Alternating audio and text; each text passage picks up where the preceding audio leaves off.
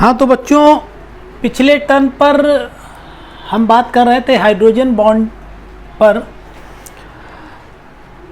पिछले टर्म पर ये डिस्कस किया था कि हाइड्रोजन बॉन्ड क्या होता है।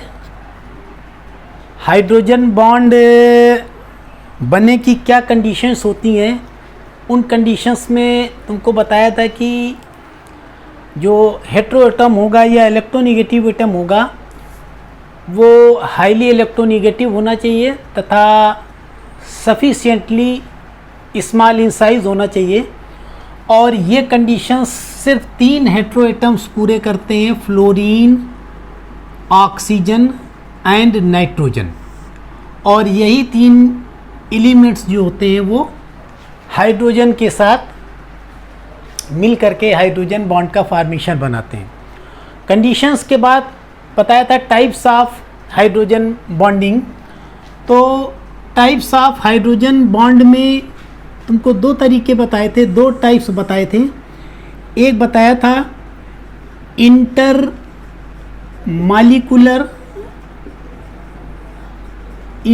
मालिकुलर हाइड्रोजन बॉन्ड और दूसरा बताया था इंट्रामालिकुलर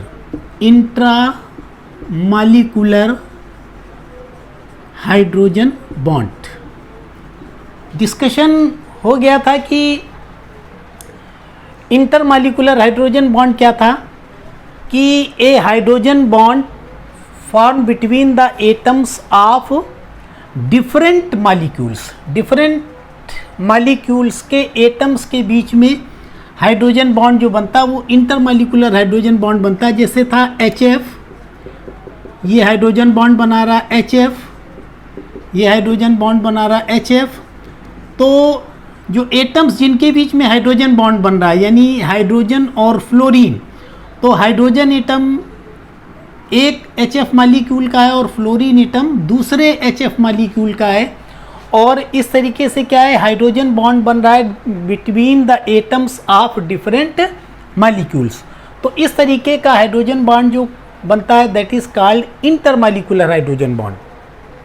अब बात करते हैं इंट्रामालिकुलर हाइड्रोजन बॉन्ड की।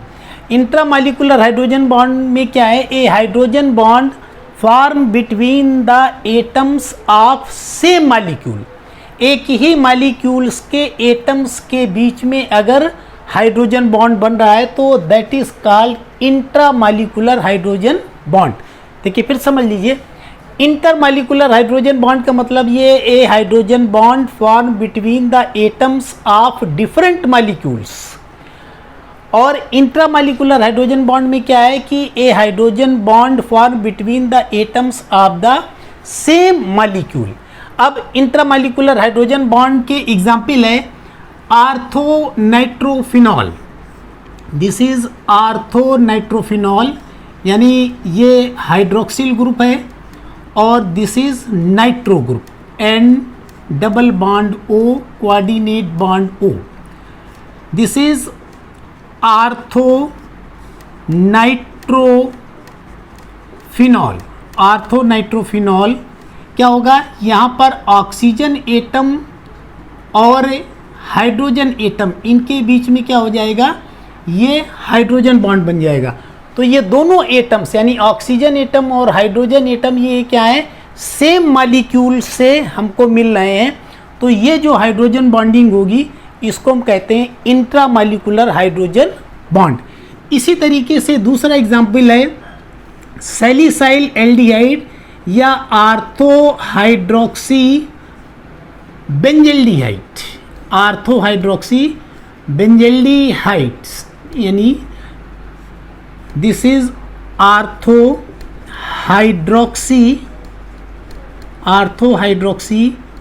बेंजल्डिहाइड।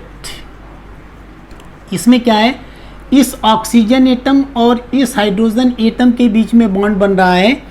तो ये क्या है, a hydrogen bond is form between the atoms of the same molecule. तीसरा एग्जाम्पल है आर्थोहाइड्रोक्सी बेंजोइक एसिड जिसको सैलिसिलिक एसिड भी कहते हैं। This is C double bond O OH, this is orthohydroxy benzoic acid.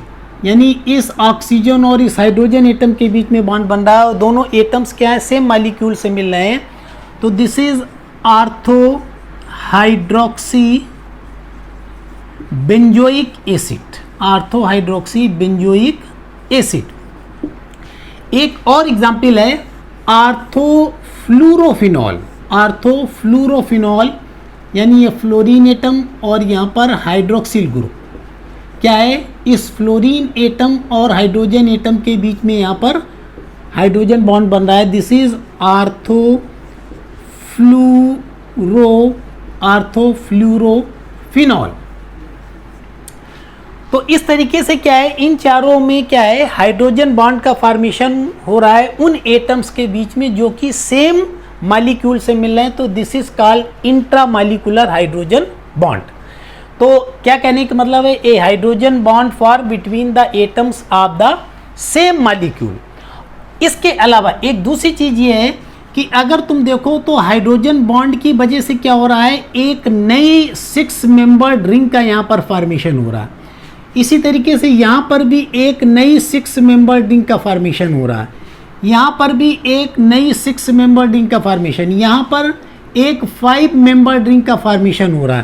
तो इस तरीके के हाइड्रोजन बॉन्ड की वजह से अगर एक नई 6 या 5 मेंबर्ड रिंग का फॉर्मेशन हो जाता है तो इस रिंग को कहते हैं चीलेट ring, this is called चीलेट ring. और इस तरीके के कंपाउंड्स को कहते हैं चीलेट कंपाउंड्स, चीलेट कंपाउंड्स। तो ये हो गया types of hydrogen bond. Hydrogen bond यानी दो तरीके का है, इंटरमॉलिक्यूलर हाइड्रोजन बॉन्ड और इंट्रामॉलिक्यूलर हाइड्रोजन बॉन्ड। अब दूसरी चीज आ जाओ, यानी applications of hydrogen bond, applications of hydrogen bond. Next है applications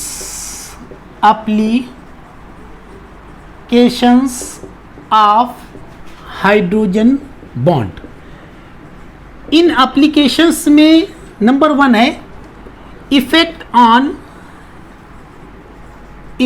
on melting point and boiling point of the compounds, melting and boiling points of the compounds। सबसे पहले हम बात करते हैं पीरियोडिक प्रॉपर्टीज में, यानी अगर हम बात करें तो पीरियोडिक टेबल में होता क्या है कि जब पीरियोडिक टेबल के किसी ग्रुप में हम टॉप टू बॉटम मूव करते हैं तो जैसे जैसे मॉलिक्यूलर मास कंपाउंड्स का बढ़ता है वैसे वैसे कंपाउंड्स का मेल्टिंग एंड बॉइलिंग पॉइंट्स भी वहाँ पर बढ़ता है। हम बात करते हैं ग्रुप 14th की। 14th में क्या प्रेजेंट है, कार्बन, सिलिकॉन, जर्मेनियम, टिन और लेड। हम अगर इनके हाइड्राइड्स का फॉर्मेशन करें तो यहाँ पर बन जाएगा CH4, यह आ जाएगा SiH4, GeH4, SnH4। तो जब 14th पीरियड में हम ऊपर से नीचे की ओर मूव करते हैं तो जैसे जैसे कंपाउंड्स का मॉलिक्यूलर मास इंक्रीज करता वैसे वैसे क्या होता है, इनका मेल्टिंग और बॉइलिंग पॉइंट भी इंक्रीज करता है। लेकिन अगर ग्रुप 15 की बात करें, ग्रुप 16 की बात करें और ग्रुप 17 की बात करें तो यहाँ पर थोड़ा सा एक्सेप्शनल केस हो जाता है।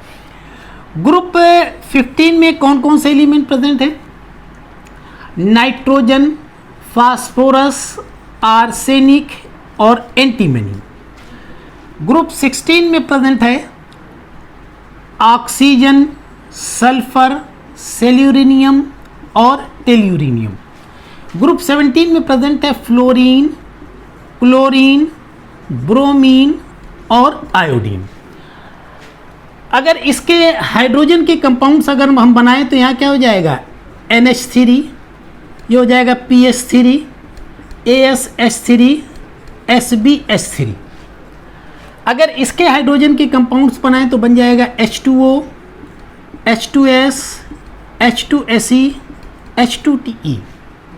अगर सेवेंथ ग्रुप के एलिमेंट्स का बनाए तो ये हो जाएगा HF, HCl, HBr और HI।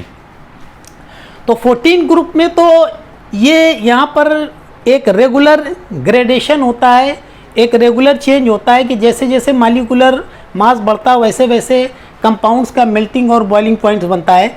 लेकिन 15, 16 और 17 ग्रुप ये एक्सेप्शनल केस है, क्योंकि यहाँ पर जो एलिमेंट है, जैसे मान लो यहाँ पर नाइट्रोजन है, ऑक्सीजन है, फ्लोरीन है, ये क्या करते हैं, ये हाइड्रोजन बॉन्ड फॉर्मेशन में इन्वॉल्व हो जाते हैं।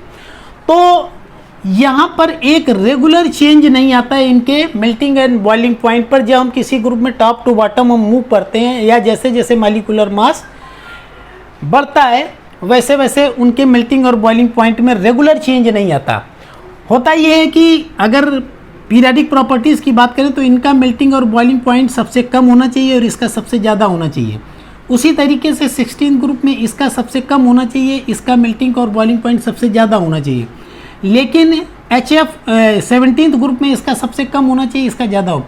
लेकिन होता क्या है, एक्सेप्शनली इन तीनों कंपाउंड्स का जो मेल्टिंग एंड बॉइलिंग पॉइंट होता है वो इनके कंपाउंड्स के यानी इनके लोअर पार्ट में जो कंपाउंड्स हैं उनसे इनका मेल्टिंग पॉइंट ज़्यादा होता है। और ये मेल्टिंग और बॉइलिंग पॉइंट इनका ज़्यादा होना है इसकी वजह से, क्योंकि ये कंपाउंड्स क्या करते हैं, हाइड्रोजन बॉन्ड फॉर्मेशन में इन्वॉल्व हो जाते हैं। अब अगर हम बात करें तो क्या होता है कि मेल्टिंग क्या होती है, यानी ये मॉलिक्यूल हैं, इन मॉलिक्यूल्स के बीच में क्या है, ये वाटर मॉलिक्यूल है, ये वाटर मॉलिक्यूल है, ये वाटर मॉलिक्यूल है, इस तरीके से वाटर मॉलिक्यूल हैं। तो इनके बीच में इंटरमॉलिक्यूलर फोर्स ऑफ अट्रैक्शन यहाँ पर ऑपरेट करता है, जिसकी वजह से ये आपस में एक दूसरे से जुड़े रहते हैं। सॉलिड के केस में मॉलिक्यूल आपके बीच में इंटरमॉलिक्यूलर फोर्स ऑफ अट्रैक्शन बहुत ज़्यादा होता है, इसकी वजह से वो आपस में बहुत पास होते हैं। लिक्विड में इंटरमॉलिक्यूलर फोर्स ऑफ अट्रैक्शन थोड़ा कम होता है, जिसकी वजह से मॉलिक्यूल क्या हो जाते हैं, एक दूसरे से थोड़ा दूर हो जाते हैं। और इन केस ऑफ गैस में क्या होता है, मॉलिक्यूल्स के बीच में डिस्टेंस बहुत ज़्यादा हो जाता है और इनके बीच में क्या होता है, इंटरमॉलिक्यूलर फोर्स ऑफ अट्रैक्शन बहुत कम हो जाता है। होता क्या है कि जब हम इनको हीट देते हैं या एनर्जी देते हैं तो क्या होता है, ये इस इंटरमॉलिक्यूलर फोर्स ऑफ अट्रैक्शन को क्या करता है, कम कर देता है, जिसकी वजह से ये मॉलिक्यूल आपस में दूर हो करके क्या होते हैं, लिक्विड में कन्वर्ट हो जाएंगे। या लिक्विड होंगे तो वो उनको जब एनर्जी देंगे तो क्या हो जाएंगे, उनके बीच में मॉलिक्यूलर फोर्स ऑफ अट्रैक्शन कम हो जाएगा और ये क्या हो जाएगा, गैस में कन्वर्ट हो जाएंगे। तो in case of ammonia, water और हाइड्रोजन फ्लोराइड, यहाँ पर इंटरमॉलिक्यूलर फोर्स के अलावा इनके बीच में क्या है, हाइड्रोजन बॉन्ड भी प्रेजेंट है। तो हमें क्या करना पड़ेगा, इन मॉलिक्यूल्स को दूर करने के लिए इंटरमॉलिक्यूलर फोर्स को तो हटाने के लिए एनर्जी देनी पड़ेगी, साथ साथ क्या करना पड़ेगा, इस हाइड्रोजन बॉन्ड को भी तोड़ना पड़ेगा, जिसकी वजह से हमें मोर अमाउंट ऑफ एनर्जी या मोर अमाउंट ऑफ हीट देना पड़ेगा, जिसकी वजह से इनके मेल्टिंग और बॉइलिंग पॉइंट्स क्या हो जाएंगे, ज़्यादा हो जाएंगे।